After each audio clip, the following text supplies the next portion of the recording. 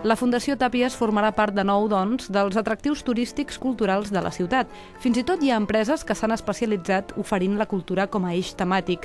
I està clar, els festivals de música més destacats compten amb molt de públic internacional.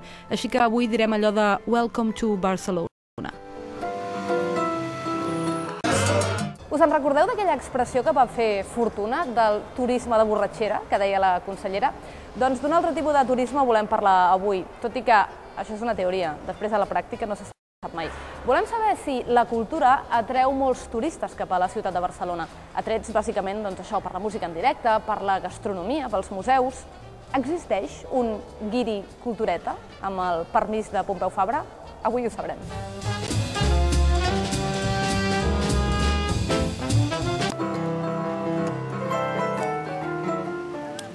Podríem començar per afirmar, sense por d'equivocar-nos, que els turistes configuren un públic potencial i real per la indústria cultural a casa nostra, en alguns àmbits més que en d'altres, i les xifres parlen per elles mateixes.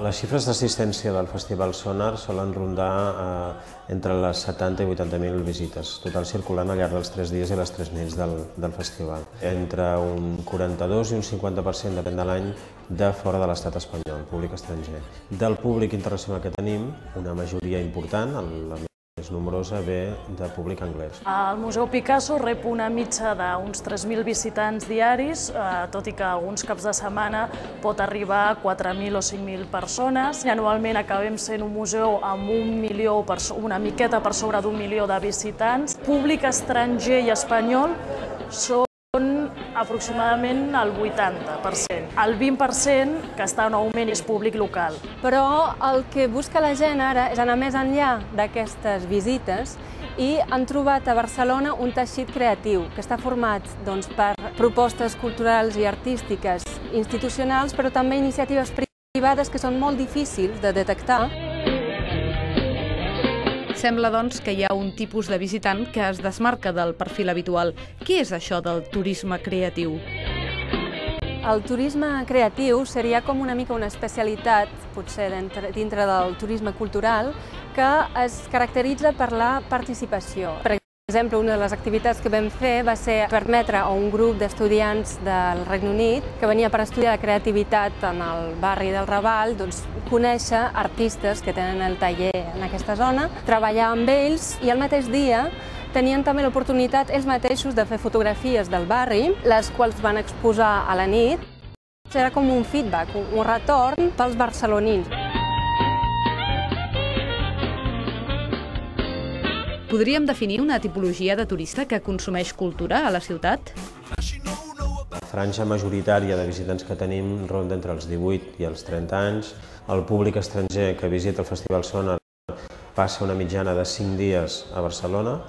Això vol dir, el festival dura 3 dies, vol dir que extén sempre la seva estada, sigui abans o per després, i que és un públic consumidor de cultura més enllà del que li oferim com a festival. Hem trobat casos de gent que trencava el ritme de la City de Londres i venia a passar 6 mesos a Barcelona per aprendre a dibuixar.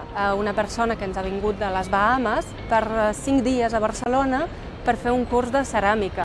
Tenint en compte que cada cop hi ha més públic oriental, rus, diferents països que fins ara fa poc no era comú venir a fer turisme a Barcelona, veiem la necessitat de tenir audioguies en diferents idiomes, idiomes que fins ara no eren tan usuals de necessitar dins d'un equipament cultural. Moltes orquestres d'universitats dels Estats Units o del Japó que estan interessades en aprofitar la seva estada per poder oferir un concert a la ciutat. Persones que, tot quedant-se per poc temps a la ciutat, prioritzen aquest tipus d'activitat per conèixer la gent d'aquí i de viure una experiència molt diferent a la ciutat. Per acabar, quins podríem dir que són, a grans trets, els reclams culturals de Barcelona? El reclam principal de la gent que ve a Barcelona aquells 3 dies és el Sonar en si. Estem parlant d'un públic nombrós, estem parlant també de mitjans de comunicació, hi ha 800 periodistes acreditats en el festival, la meitat dels quals són de fora del nostre país. Hi ha prop de 2.000 acreditats professionals, gent que ve a treballar en el festival, però a més és una ciutat que se la identifica, crec, amb cultura.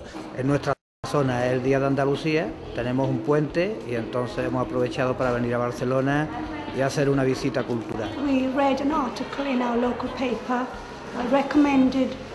recommending Barcelona as a cultural city. Hemos venido primero al Museo Picasso porque conocemos el de Málaga y conocemos el de París. There were some lovely photographs and we all felt we'd like to share the experience and we have not been disappointed. Barcelona s'ha situat en el mapa d'esdeveniments d'avantguarda i estem parlant d'una ciutat petita del sud d'Europa. La diferència, crec, amb d'altres ciutats que també tenen aquest perfil de turisme cultural és el punt participatiu i el teixit creatiu de la ciutat. És a dir, que Barcelona i tot Catalunya té un teixit associatiu molt viu i això fa la diferència i permet que passi alguna cosa a nivell humà i a nivell creatiu.